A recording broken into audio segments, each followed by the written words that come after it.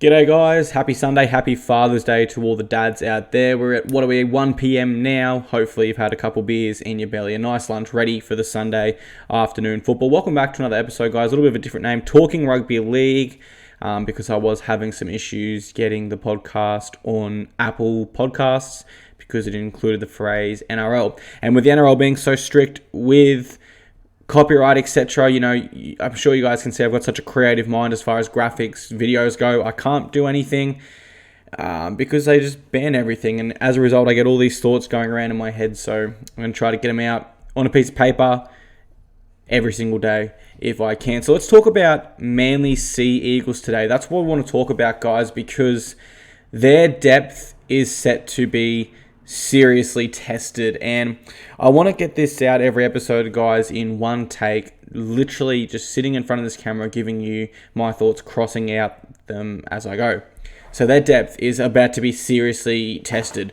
Tom Trbojevic, guys, he's done. He suffered a ruptured pec. It's impossible to play with that injury in rugby league. It doesn't matter if you're the toughest man in the world. Essentially, you lose the function of your arm and shoulder. He would struggle to pass both ways. It would be near impossible for him to put any impact into a tackle. He would be compromised heavily. It is impossible. So he will have surgery in a couple of days, and they have lost Tom Trbojevic, in my opinion, their best player. Joel Thompson, still at least 2 weeks away. You'd think maybe they do not take a conservative approach given the finals are here, but you never know. Perhaps he's just not right to go after 2 weeks. He would know himself. Club doctors will know. But at this stage, he's at least still a fortnight away. Jack Gazewski went down with a possible MCL injury. Left the field, ice on the knee, instantly on the inside. According to the NRL physio, that could mean an MCL. That would mean his season is likely done also. And there's also an injury concern with Morgan Boyle. And we've seen Manly overcome some pretty serious injuries already this year, but it's a different kettle of fish when it gets to finals, right? Because there's no second chances. They'll get the 1 second chance if they finish top 4, which is likely, I believe. Apart from that, you get no second chances. A loss, you're done. So what does Manly do? How does their side look next week and potentially round 1 of the finals? They've got a couple options. I think the most important thing here is Brendan Eliot returns to fullback. I like him at there. I think he plays his best footy at fullback. He was no Tom Trbojevic, but he filled in the role very well and complemented Daly Cherry Evans. What happens next? There's a couple options here. The option that I'm most in favour of here, guys, is returning Dylan Walker to the centre, and I'm going to hand him a floating licence, similar to what we saw Tom Trbojevic have for the New South Wales Blues. A license where, yes, Dylan, you are our centre, but we want you popping up on the left side also. We don't want you restricted to that right side. Slot into both backlines, float around. If you see something, take it. Obviously, we know DC is very ball dominant, so that might not be a possibility within the Manly structure. But if it is, Dylan Walker has a dangerous running game and a good passing game also. Nice short kicking game also. That works best for me. Alternatively, or if you take that option, you have Croker, Kane Elgey, or Cade Cust to come in at 5'8". Now, I like all three of them. If I had to choose one, I'm probably going to go with Cade Cust. However, if Desi doesn't like that, he wants to keep Dylan Walker at 5'8", well then it's simple. Your centres become Brad Parker and Moses Suli, who have both looked fantastic so far this year. What happens with the forwards now? Okay, well I think the first thing is Corey Waddell starts. I've seen enough from him this year. I like what he's about. He's a hard worker. You will get hard work, hard hit-ups, and defense from him, if nothing else. I know he will not add the experience that Joel Thompson adds, possibly not the ability to break the line like Jack Gazewski adds, but you will have consistency. And with Corey Waddell, from what we've seen so far, his best game is here and his worst game is here. They are not separated by a large margin. And that suits a team that really needs to focus and knuckle down, having so many huge injuries this late in the year. And I think you bring Lloyd Perrett onto the bench. I'm not sure if he's featured in first grade this year. If he has, it's definitely not been prominently. It's been 1 or 2 games, but he has experience. He's been in the NRL for a very long time.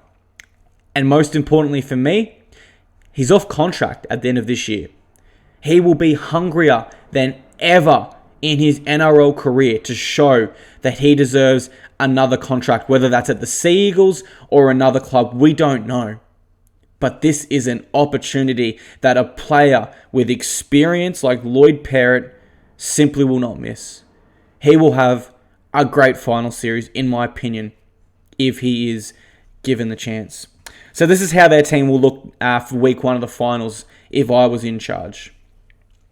I would have, at fullback there, Brendan Eliot. My wings would be George Tafua, Ruben Garrick. As I said, guys, the 2 options here. So the centres would either be Sully and Parker, Walker 5'8", Cherry Evans obviously halfback, or Walker in the centres there instead of Brad Parker, with Cade Cust coming in at 5'8". They're the options there. Front row, Adam Fanua-Blake, Coruscant, Tapau, no changes there. Back row, Waddell, Sirenin, and Turbo. My bench would be Fainu, Paseka, Perrett, and Boyle. Now, hear me out. I know that is 3 middle forwards off the bench, and that is a middle heavy bench. But hear me out. When Fainu comes on, the Sea Eagles love to play up the middle, and that bench really suits how Fainu plays. He is creative out of dummy half. He goes left and he goes right. He keeps the markers guessing, and it allows Manly to roll up the middle.